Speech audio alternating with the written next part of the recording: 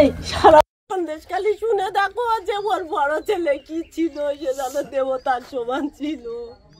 কি অবস্থা না ওই শিবু হাজরাকে বলি ওর সামনে আসুক, আমাদের সামনে আসতে বলছি। ও কেন গাং পার হয়ে গেল, চলে গেল? ও তো সামনে, ও তো মার পেটে জন্ম হয়েছি, আমরাও বাইরের পেটে। কেন আজ মেয়ে ছেলে সব খেপা হচ্ছে? ওর উপরে কি মায়া দয়া কিছু নেই? ও কেন আজকের দেশ ছাড়া বিদেশ হচ্ছে কেন? কেন ও যাচ্ছে কেন? ওর সামনাসামনি আসুক। আপনার ছেলেকে কি ওই মেরেছে? না, ও মারা গেছে। ও ফাঁকায় মানে মামার বাড়ি, শ্বশুর বাড়ি গিয়ে মারা গেছে। হ্যাঁ, মারোর সাথে হয়তো কোলেই নিয়েছে, বল করতে দেব না জোর করে। ও রাত 2টোর সময় আর আসবে কিরম? রাত 2টো, রাত 1টা, রাত 1:30। কেন আসবে? কি প্রয়োজনে? দিনে মনে কাজ করব, দিনে বলে পয়সা নেব। আমার ছোট ছেলে 5,000 টাকা পাবে, আমার ছোট ছেলেকে দেয় না। কি অবস্থা বলুক, আমার ছোট ছেলেটার কি অবস্থা। অপারেশন করতে যাবে, আমি পায়ে 2টো ধরেছি, বলছি কি দাদা আমার ছেলের অপারেশন, তা দাদা আমাকে কিছু টাকা দিতে হবে। এই তো কাল একটা ছেলে আমি হারালাম, আর আজ আমার একটা বাচ্চার অপারেশন দাও। আরে আমার ব্যাংকে তো আছে, তোমার কি, তুমি কেন এরকম করছো? আমি বলি তোমার ব্যাংকে থাকলে, তোমার খাতে থাকলে আমার হবে? আমি বাঁচবো কি করে? তোমার খাতে তুমি রাখলে হবে? যাই ওর জমি দলিল কাগজপত্রগুলো নিয়ে অন্য লোকের নামে করে আমি দাও, বাপকে বেটা হবা দাও, দাও তুমি জমিন দাও, আমার দলিল আমি দিয়ে দিচ্ছি, নিয়ে যাও, কার নামে দেবে, আমি দাঁড়িয়ে থাকবো। তা বেশি দিন না, বেশি দিন না, এ খেলা বেশি দিনের জন্য না। মানুষকে যখন ভালোবাসতে শিখলাম না, আমি সামনে বলতাম মানুষকে ভালোবাসা দিতে পারলে না, মানুষকে পয়সা হতে পারে, কিন্তু গরিবের মর্যাদা তুমি বুঝতে পারলে না। তোমাকে দেশ ছাড়া হতে হবে। সন্দেশখালির লোক ভালোবেসে আনছিল যে তুমি ভালোভাবে ব্যবহার করবে, গরিব দুঃখীর মুখের দিকে তাকাবে বলে, এই মনে করে আনছিলাম।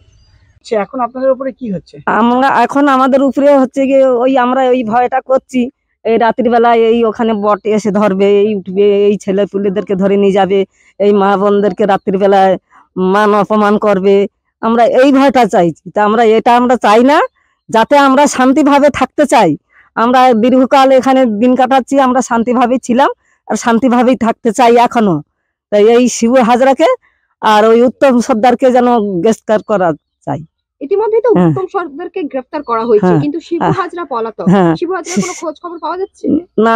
সেটা আমরা জানি না, কোনো খোঁজ খবরই জানি না। তবে প্রতিবাদে নেমেছেন, সেই প্রতিবাদ আপনারা জারি রাখবেন? হ্যাঁ, আমরা এইটাই 100 বার আমরা করতে চাই।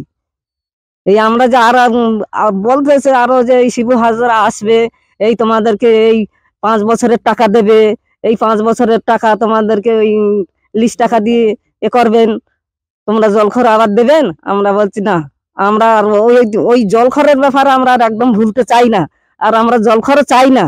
আমরা যেভাবে আগে আমাদের সবুজ মাটি ছিল, সবুজ ঘাস ছিল, আমরা আপনাদের আবারও নতুন করে প্রলোভন দেখানো হচ্ছে, কিন্তু আপনারা সেটাই পা না দিয়ে আপনারা বলছেন আপনাদের যেরকম জীবন ছিল সেরকম নিয়ে আপনারা শান্তিতে বাঁচতে চাই। কি হতো আমার জমিনে চাষবাস, আমার জমিন কাটা রাত 2টোর সময় আসতো, রাত 2টোর সময় এসে কাটাকুটি করতো। আমি বলতাম দাদা এসব কি করছো রাত 2টোর সময়? বললে ওই উল্টা পাল্টা বলবে, কি হচ্ছে?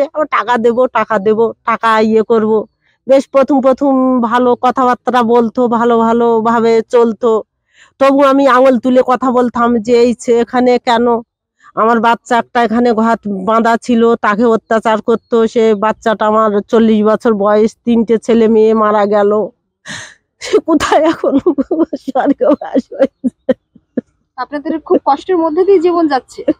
ছোট ছেলেটা টাকা পেত, টাকা আনতে যেতে ওকে তুলে আসার দিয়েছে, ওকে মারধর করেছে, সবাই দেখেছে। এখান থেকে দাঁড়িয়ে দেখতো, কেউ একটু প্রতিবাদ করতো না।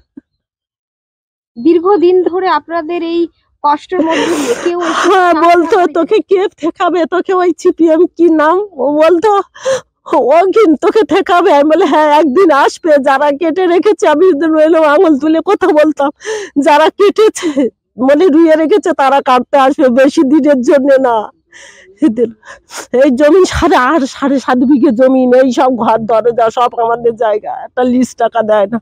ছোট ছেলেটাকে খুব মারধর করেছে, ওকে তারপর বড় ছেলেটা 40 বছর বয়স ছেলেটা মারা গেল ওই পোল তৈরি করে। আর ছেলেটা মারা জমি গেল কি করে? ওর শ্বশুর বাড়ি গেছিল, ওইখানে গিয়ে কি হয়েছিল, এখান থেকে গেল গিয়ে মানে পুজোর সময় গেছিল, আর 3-4 দিন পরে ফোন করছে যে ছেলে মারা গেছে। কি হয়েছিল ওখানে বলতে পারিনি, ঠাকুর দেখতে গিয়ে ওখানে মারা গেছে। তো এই জমি জায়গা নিয়ে শিবু হাজরা এবং শেখ শাহজাহান এরা আপনাদের উপরে এরকম ভাবে হ্যাঁ, অত্যাচার চালিয়ে যেত যখন এবং দখল করে নিত। হ্যাঁ, এই সারে জায়গা তো ওই তো আমাদের জায়গার উপরে আমার। তারপরে আমি বলতাম, আমি বলে দেখো তোমার দেশ আর আমার বাবার দেশ, আমরা ভাই ভগ্নি, তা তুমি যেইরকম এই অত্যাচার করছো কিন্তু বলে তুমি বেশি দিনের জন্য না, তুমি বেশি দিনের এই জন্য অত্যাচার না। কতদিন ধরে হচ্ছে? এটা আজকের আমাদের 4-5 বছর হচ্ছে, 4 বছর। বাগান বাড়ি সব লোকের জল তোলা, 2 পয়সা করে জোর দেবে জুলুম না। করে কেড়ে নিত। হ্যাঁ, 2 মাস শাক পেতাম না। আমরা চাই যেমন ছিল সেইরকম ভাবে থাকতে, আমরা শান্তি চাই। ও যেন উনি জানো আর না জানো, আর উনি যদি আসতে হয় আমাদের সামনাসামনি টাকা দিতে হবে, সামনাসামনি আমাদের দাঁড়াতে হবে। আর যদি শিবু হাজরা আসতে চায় সামনাসামনি পাবলিকে, আমি বলেছি যে যেদিন পাবলিককে পাবে সেদিন তুমি রক্ষা করে, তুমি জানো গাং পার হয়ে যাবে না। কেন শিবু হাজরা গাং পার হলো আজকের, কেন সে ধরা দিচ্ছে না? সে বাপকে বেটা হবে, সামনাসামনি বলবে। কেন সে আজ বিদেশ ছুটতেছে কেন? কেন আমরা এইটা চাই। ওর যদি আসার প্রয়োজন হয় ও হাতে হাতে টাকা দেবে, ও আসতে হবে ওকে। ও কেন দেশ ছাড়া বিদেশ হচ্ছে কেন? আমরা এইটা এই যে চাই। মহিলাদের উপরে যে অত্যাচার, মহিলাদেরকে নিয়ে যেত, সেই প্রসঙ্গে কি বলবে? এ পর্যন্ত বলেছে যে তোর পদের পাছা তুকে ওর মুখ কেন আথো, এই হরে কৃষ্ণর মাকে তুলে নিয়ে এসে, আমার ছোট ছেলের নাম হরে কৃষ্ণ, এই হরে কৃষ্ণর মাকে তুলে নিয়ে ওকে দিয়ে আছাড় দিত, ওকে আছাড় দিত, ওর পদের পাছায় বাড়ি চালাতো। আমি বলেছি যে একদিন আসতে হবে, তা বেশি দিন না। আমি যা বলতাম সব তিলে তিলে খেতে গেছি, বলে একদিন তোমাকে আসতে হবে, কিন্তু সেদিন তুমি যেন চুরি করে যাবে না। একদমই গ্রামবাসীর সেই চোখের জল দেখতে পাচ্ছেন যে বুড়ি মায়েরও চোখের জল। কি বলবেন, কিভাবে অত্যাচার করা হতো? তাদের মুখে ভাষা নেই, আপনারা দেখতে পাচ্ছেন যে তাদের মুখে ভাষা নেই, তাদের চোখে জল।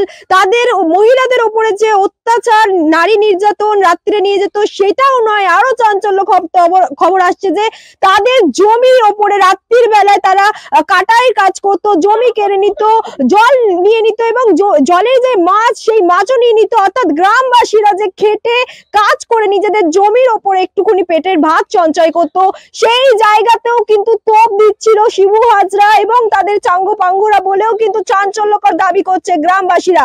তা দেখতেই পাচ্ছেন তারা ভাষাহীন, তাদের চোখে শুধুই জল আর জল।